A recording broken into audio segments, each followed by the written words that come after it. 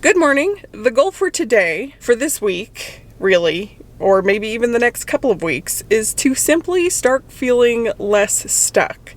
If you guys saw my last video, I explained all the reasons why I'm feeling stuck. I don't need to reiterate that here, but the goal is to start getting any semblance of motivation, of hope, of anything, because I have just been really low lately. So I have managed to drag my ass out of bed this morning, put on some leggings, and we are about to attempt a walk. And I have been experiencing back pain. It's gotten a lot better, but when I walk for a while, or even just stand for an extended amount of time, the back pain creeps back in.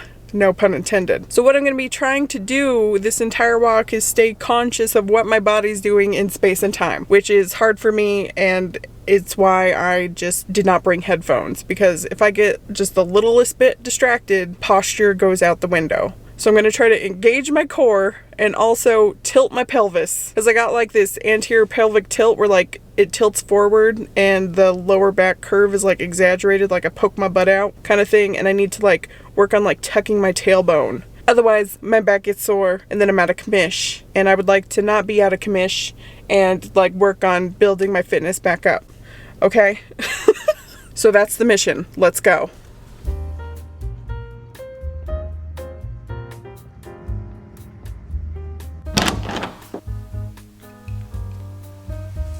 I just finished my walk. I went around a lap, so that's about a mile, nothing crazy. I wasn't like hoofing it or anything. I can't really say that I enjoyed it because the entire time I was trying to keep my posture in check. And despite my best efforts, I'm still standing here with a little bit of tenderness in the lower back region. It doesn't feel great. And maybe it's because I didn't do any kind of like warm-up dynamic stretching beforehand. I forgot. Maybe possibly would have helped, but we're here in the yoga room trying to retroactively rectify the situation by looking up a dedicated lower back pain relief yoga video. What's up, party people, and welcome to Yoga with Adrian. I'm Adrian, and this is Benji, and today we have an awesome practice for the hip.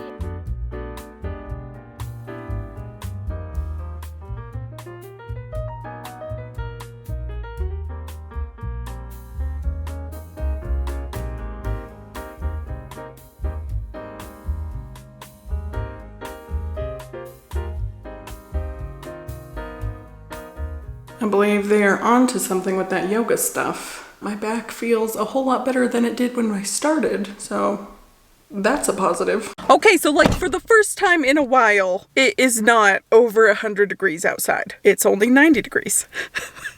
So naturally, I'm gonna make soup. And I have been craving the cream of asparagus soup for quite a while now. I ran out of the reserves that were in my freezer. This is not a new recipe on this channel. It's just, frankly, a banger. So let's go to the store and let's get supplies.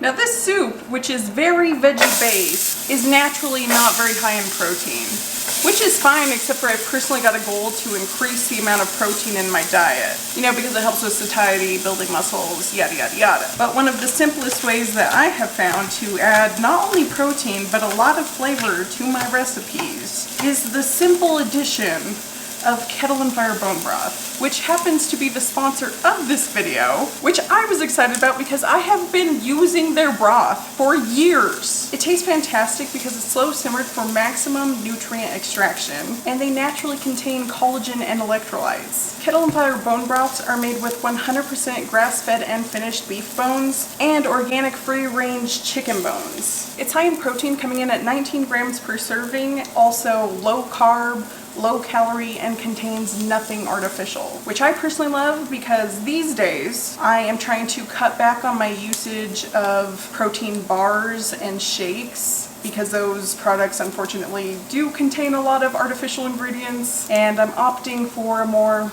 au naturel route, and this stuff has been a big help. So don't be surprised in the future if you see me sipping on this stuff just straight. And they've been so kind to hook me up with a discount to pass along to you. So if you are interested, go ahead and check out that link in my description. Use code Beatrice20 at checkout and get 20% off. And in this recipe, we're going to be using their classic chicken bone broth.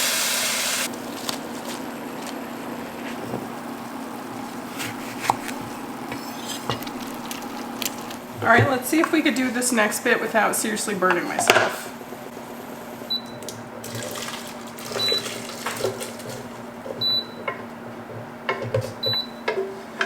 Stop beeping at me, please. Not too shabby.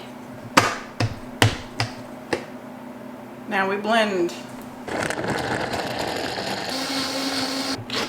Nice.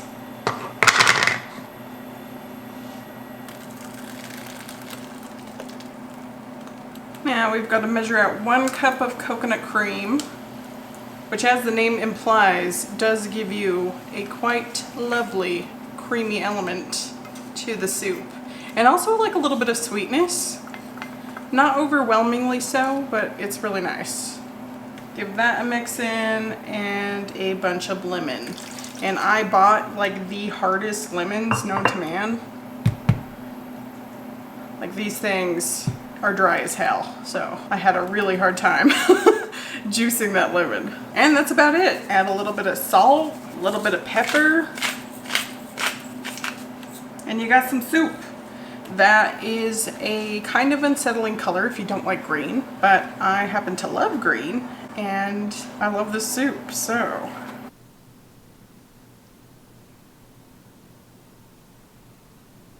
I tried to make this a little bit fancy with the coconut cream drizzle on it and using this like wide plate bowl, but it kind of just makes it harder to slurp down like a heathen. Because who are we kidding? That's who I am. I'm gonna have to mute that audio for those of you who have issues with food sounds. Because that was pretty heinous, I will admit. But you know what's not heinous? This soup. It's fantastic. That's good stuff, my guy. It's very fresh, it's very light. I think even if you don't like asparagus, maybe give it a try, because it doesn't taste like heavily asparagus-y, despite that being like the main component, you know what I mean? So when I'm confused about something, when a problem in my life stumps me, my knee-jerk reaction to that is, of course, to do some research, because someone out there somewhere likely has the answer, or maybe just like a little tidbit of information that might spark something within me to come up with my own solution to the problem that I have. Because as much as we'd like to think that we're special and no one has ever felt the way that we have felt before, that's not true. And quick side note, I think that's why I like reading so much, because once you start reading like fiction and these stories, you realize like this shit was written hundreds of years ago and they're going through the same problems that we have today still. But I digress. The point is, I was doing a little bit of research on the question, why the f can't I change? Like, why does it always feel like I'm an actor trying to become the person that I want to be in the play? You know what I mean? Like, it doesn't feel true. It doesn't feel like the core of me has had an epiphany and made progress in whatever it is that I'm trying to do. And the advice that I kept coming across, annoyingly, is stuff that I had already heard before. I already knew this.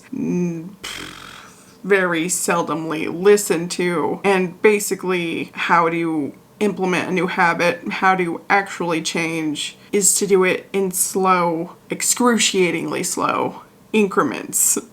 Which to me is neither sexy nor interesting. It definitely doesn't warrant this rocky montage of progression. You know what I mean? But I fear that's what I'm gonna actually have to do to better my health, both mentally and physically. You guys may recall that I did some math, and by the way, never trust me to do any kind of math because it's wrong, and of course this was wrong too. I had done some math and figured out that if I was just on it like pretty strict for 175 days, that I could get to my goal weight and then I could just be done losing weight. You know, like I could just focus on like the maintenance part of the health journey. And that was misguided because I didn't take into account the fact that the more weight that you lose, the harder it is to continue losing more of it. And your body's smart. and it's efficient, and it tries to keep being efficient, and it wants you to stay where you're at. And I've heard this analogy where it's like a rubber band, like the harder you pull it back and like the faster, the more it's gonna like forcibly snap back to the original form. Whereas like if you just kind of just like hold it back a little, let that sun beat down on it, ruin the elastic quality of the rubber band, then when like you let it go, it might potentially stay that shape. So that plan was just going too hard too fast, and also like not accounting for needing to gradually increase like a caloric deficit or working out or whatever else. Like it was just like, oh, aesthetic, just follow these rules for 175 days, I'll get there. And it's not that easy, and it's going to take a whole lot longer than 175 days. And this is with any method, really. So as much as I'm impatient and just want the things to move right along, just be done with this phase in my journey, I'm gonna have to unfortunately learn how to enjoy the journey and make the journey the goal, if that makes sense. Like not have an endpoint goal, but like probably more of like a daily kind of goal thing. Like, oh, I just want to do this thing 3 times a week or whatever else, and not have an end point in mind. I think that would be more beneficial and long lasting than like making up this finish line in my head that A, I'll probably likely never get to if I just try to white knuckle it through. And B, I probably wouldn't actually build any long-lasting habits in that scenario either. You know, it'd probably just be like, oh, I reached my end goal, now I'm done. You know, whereas the thing about change is like you actually have to change. Like you have to keep doing the things. And with that said, I was going back and forth on like what I want to do with my diet. And I am still going back and forth on that. I am experiencing some decision paralysis in that category. So I still haven't come up with like a concrete plan and decided things with this iteration of my journey, but some small incremental things that I'm going to start implementing today to slowly ascend from this rut that I found myself in is basically a lot of the things that you saw me doing in this video. First and foremost, start moving my body again, exercising, in a way that doesn't hurt, and slowly build on that. 2, start cutting out some of the artificial sweeteners. It doesn't have to be all of the time, but like it would be great if it was less. And 3, start eating at home, because in the last few weeks, we have relied heavily on just going out to eat. And luckily we stopped door dashing. Like it's very much been going out to restaurants or going and picking stuff up, which is at least better financially than door dashing, but still not better health-wise, because you just don't have very much control over your food. And restaurants, while they may not have malicious intent as far as like ruining the health of society, their main goal is to like